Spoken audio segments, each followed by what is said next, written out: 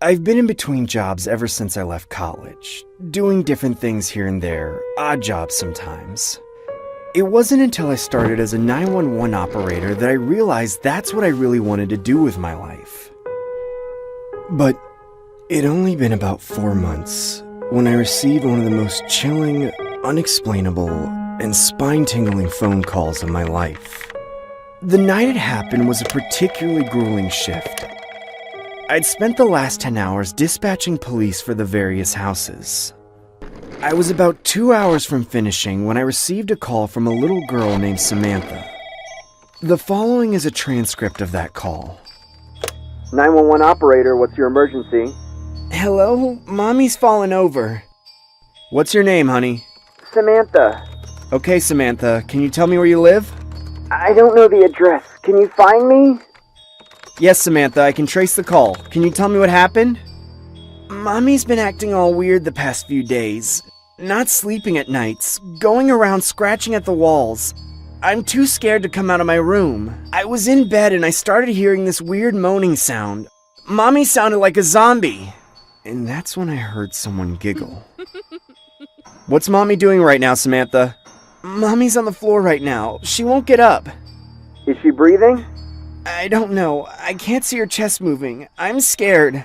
It's okay, honey. Help is on the way. I'll need you to stay on the line until they arrive. Can you do that? Yes, something's happening. What's happening? Mommy's twitching now. Her eyes are fluttering. That's when I hear the distinct sounds of someone moaning and the sounds of someone dragging something. I could hear Samantha's whimpering. Is someone coming? I'm scared. Yes, Samantha, they're not far away. What are those noises? It's Mommy. Samantha, what's Mommy doing? I'm hiding in my wardrobe. She's crawling on the floor like a tarantula. Her eyes have gone all weird. She's hissing and this weird foamy stuff is coming out of her mouth. Can she see you? I don't think she can see me yet. Is someone coming? Are they close? Yes, very close. Just then, I heard Samantha whisper something. Samantha, are you okay? Mommy's walking backwards now. I think she knows where I am. Her black eyes are looking right at me. Please, I'm scared. Mommy's trying to hurt me. Samantha, what do you mean your mommy's walking backwards? It's all upside down. Her legs are twisted the wrong way. Her body is normal, but her head is all backwards too. Do you know when you twist your Barbie's head? It's like that. She's shaking as she walks, kind of like a robot. She's coming! Samantha, the police are right around the corner. Mommy's smiling now. I think it's okay for me to come out. Samantha, stay where you are. Mommy? Samantha? Samantha, the police are right outside. Mommy, please stop. You're scaring me. Samantha? Samantha. I don't want to eat that, Mommy. What do you mean it'll make me just like you? Where are we going, Mommy? Just then, I heard a piercing scream, and the line went dead. When the police finally arrived at the scene, they neither found Samantha nor her mother. In fact, the house didn't look like someone had ever lived in it. They reported that the lights didn't work at all. There was no furniture, and they found the decaying corpse of a dog which looked to have been dead for weeks in the middle of the living room.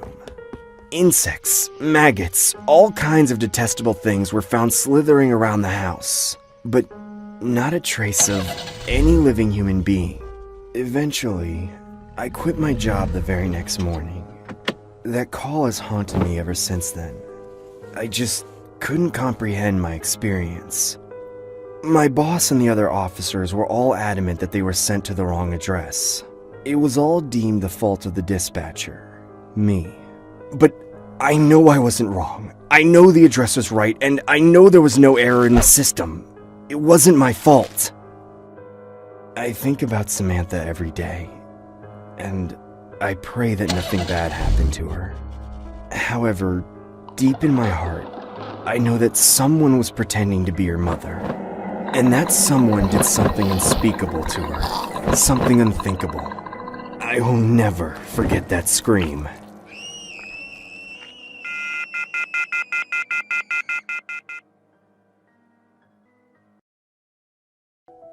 This is a disturbing story that happened to me about 4 years ago. It was around December. The snowstorms were starting to come in, and it was becoming very cold. Me and my wife were trying to get everything we could before winter started, mainly food and supplies. The problem is that we didn't have a car. We couldn't afford it. I worked a low-wage job and was making enough to barely pay rent on our shitty old apartment. My wife usually stayed home and took care of our 2-month-old baby, and I was doing the best I could to save enough money for a car. And finally, after months of saving, I had enough. One day I came home and told my wife the good news, and she was relieved. The next day we went to our local car dealership. There was only 2 cars on the lot, and they weren't the greatest, but the prices were very low, and as long as it got us from point A to point B, we would be happy. So we did what we needed to, paid for it, got the keys, and drove off. The car was from 1984 and was pretty run down, but it drove just fine. 6 months later, I was cleaning out the car when I noticed something odd under the back seat. It was something that I had never seen before. Despite having checked the car multiple times at this point, I looked closer, but I would need a flashlight in order to see it clearly. It looked like a black box of some kind. I thought it was just something the previous owner had left behind. Finally, curiosity got the best of me and I pulled it out of the car. It was an old VHS tape, marked Happy Memories. It looked to be around the same age as the car. I didn't know what to do with it. I just thought it was some old home video from the previous owner, although it was pretty strange that it was hiding underneath the seat. While I didn't want to invade anyone's privacy, I decided that I wanted to see what was on the tape to satisfy my curiosity. I went up to my attic and found my old VHS player. I hadn't used it since high school, back when I threw parties and me and my buddies would watch movies on it. It was a bit dusty, but it still worked just fine. I turned it on and put in the tape. It started off pretty normal. It was a family during Christmas, people walking around, opening gifts, etc. Then things got a little uncomfortable. The husband and wife began arguing while the children were crying in the background. The argument got more and more intense as it went on. I could not make out exactly what was being said. The camera cut off and the screen was black, before cutting back into a scene that was so fucked up that it kept me up for weeks after. I will never get this image out of my head. The camera was now set up in a dark room. There was torture weapons hanging from the walls, and dismembered body parts scattered across the floor. The same wife and children from the beginning were now on their knees chained together and sobbing. That's about as much detail as I'm willing to go into. There was also a man in the room, whose face was cut off from the camera's view. The man stepped out of frame and switched off the overhead light. And what he said next won't stop repeating in my head. I guess this is a happy memory for someone like me. After that, all that was heard was the horrified screams of the family. I had to turn off the tape. I couldn't take it anymore. I took the tape out and just stared at it for what seemed like hours. The images of the bodies, all the blood, the terrified faces of the family were now burnt into my mind. It was hours before I said a single word to anyone. I eventually called the police and explained what I had found. After weeks of investigation, they found out that this tape was of a family who had gone missing 32 years ago. They said that their house was demolished in 2003, and a car dealership was built in its place. The exact same place where I got the car. That's when it hit me. Thinking back, the car salesman looked a lot like the husband from the beginning of the video, except a lot older. Now that I think about it, he was kind of in a hurry to get us out of there after we bought the car, shortly after the shop was closed down, and is now abandoned. A lot of my friends went there over the years and said it was a really good place for a cheap car. I would pass it every day driving to work. I'm assuming the police followed up on all of this during their investigation, but I never heard of any arrests being made or further updates on the case. As far as I know, that man is still out there.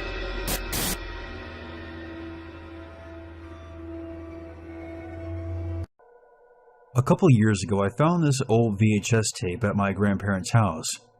I know this is kind of cliche, but it was a nondescript tape with no markings on it. It wasn't on the shelf with the other tapes and the few DVDs that my grandparents owned. It was buried in the backyard, inside a metal box. You may be wondering why I found a buried tape in the backyard. That's a fair question. I got a little carried away with my younger brother's metal detector one afternoon. I swear he's such a dork. He bought it online and he was taking the damn thing down the beach almost every other day. When my grandfather passed away, he decided to give it a whirl in their backyard. Moreover, according to my dad, they would bury all sorts of things back there as kids. What I didn't expect to find, though, was a metal box containing a VHS tape. It was buried behind the shed, several feet down. I was surprised that the metal detector was able to pick up on something that was buried that deep. I was all alone when I found it, so I didn't exactly go and tell it on the mountain, if you know what I mean. Initially, I thought it must have been some kind of fun, cutesy thing my grandparents did. I wouldn't put it past them to bury something in the backyard, then forget all about it. Maybe it was their wedding tape or something. But then I had this sinking feeling. A premonition, really. Whatever it wasn't supposed to be found. Especially by me. I waited until I knew I could have a little time alone. I took one of the old VCRs from my grandparents' house and attached it to a TV in the garage, and then I proceeded to play the tape.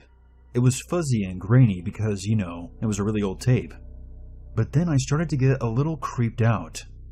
For the first 2 minutes or so, the camera was just focusing on an old chair in some dimly lit room. I kept straining my eyes, trying to tell what was happening. The video seemed to freeze, and then come back into motion. All the while, the chair was there on the foreground, resting against the wall. Then a hooded figure walked into the room. In his right hand was a knife. In his other he held a young girl by the wrists. She looked like she was a teenager. She was blindfolded and her arms were tied behind her back. A piece of tape was over her mouth. The hooded figure then put her in a chair, and then walked out of frame. He kept walking up to her and patting her on the head, and then he would walk out of frame again. I turned up the volume, but all I could hear was muffled sounds, like the camcorder that was used had a nearly broken microphone. Everything was garbled and incoherent. I started feeling sick, like I was watching something disgusting. Every part of my inside started to churn. I could feel the vomit rising inside me. I didn't want to watch another second of the tape, but I just had to know what it was. For the next few minutes, it was just footage of the girl sitting in the chair, her hands bound behind her back. She appeared to be talking or crying. I couldn't be sure because of the quality, and I could barely make out anything as I watched. It was super unsettling. It was just this girl tied to a chair, and some person in a cloak with a knife who was nowhere to be seen. I started to feel like I was watching an actual horror movie. I wanted the girl to get up and run out of the room. I wanted someone to storm in and set her free, but I had this sinking feeling that this was not how the movie ended. Unfortunately, I was right. The hooded figure returned. He walked over to the girl and lifted her chin with his free hand. The look in her eyes cracked my soul in two. Then the figure pulled his cloak back. I couldn't believe what I was looking at. It was my grandfather. I turned the tape off and ejected it. I held it in my hand, wondering what I should do with it. Destroy it? Turn it into the authorities? I don't know why, but I put the tape back in the metal box and walked around the corner of the tool shed and placed it where I had dug it up. I threw it back into the earth and began piling dirt on it again. All I could think of was trying to bury what I had found, hiding the evidence that was now making me sick. That's when I heard my grandmother's voice behind me. "What are you doing?" she asked. I looked up at her smiling face, those innocent eyes. She was the sweetest person I knew. I couldn't dare risk her knowing what I had unearthed. The thought of her knowing what was on that tape, knowing that her husband of 50+ years had this dark, horrible obsession just killed me. So I lied the best I could. "Oh, nothing, Grandma. I just thought I found something buried back here, but I was wrong." Her face turned from the normal relaxed smile she usually wore to a cold stare. My heart sank. Grandma took a couple of steps closer to me, her eyes staring deep into mine. Her expression was solemn and serious. "That tape was buried for a reason. You weren't supposed to ever see it. She sighed emphatically. "But now that you know, I might as well show you everything else. Follow me." My stomach was hot and heavy as I followed my grandmother back inside. She walked slowly, like someone who was trying to stall. We walked in silence past her pristine clean kitchen and into the hallway. I couldn't help but look at the family photos that lined both hallways. Right in the middle was our massive family portrait, next to this ironic picture of my grandparents at their wedding. I always loved looking at this picture growing up. They both looked so young and so happy, like there was nothing in the world that could defeat their love. Part of me wondered now if that was part of the problem. Grandma kept walking past the bedrooms, to the back of the house where the basement was. Of course she's taking me to the basement, I thought. This was all too stereotypical, too unnerving. She unlocked the basement door and took a deep breath. We stood there in silence for a moment before she spoke. "I'm not proud of this, but sometimes you have to deal with the, complications of the person you love. Grandma, please, you don't have to show me anything. Honest. No, you need to know. It's time that you knew the truth." She smiled faintly at me, her eyes moist with tears. We started down the steps. One by one we walked, down the rickety staircase my grandpa always swore was dangerous, which is why we never went into the basement. But also he kept the damn thing padlocked all the time. My dad would always say it was for safety reasons. We believed him. Why the hell wouldn't we? We stood on the cold cement floor. A bitter draft blew through. I shivered as I waited for Grandma to turn on the lights. When she did, I was surprised. The basement was ordinary in every way imaginable. It was mainly dusty boxes piled in the corners, and a few old knickknacks and relics placed here and there. I heard Grandma take another deep breath. My chest ached at the sound. "Your grandfather had a problem. It began when he was a young boy, and the war didn't help much either. I don't know why, but I just blurted out, 'Was he a murderer?'" My grandma turned. Tears dripped down her cheeks. She forced a smile as she wiped them away. "He had a lot of issues. That tape you saw was part of it. He kept that part of him hidden for years, all the while your dad and aunt were growing up. He was the perfect father. I didn't know about any of this, but one day I came down here to look for some Christmas decorations my sister, your great aunt Sally, said that she had loaned me. I never found it, but I did find a small door built into the wall." My grandma showed me in a small alcove was a tiny door built into the wall. It looked like a whimsical feature, something that you would find in Alice in Wonderland. It was the exact same color as the stone wall, except it had a dark brass doorknob and a lock.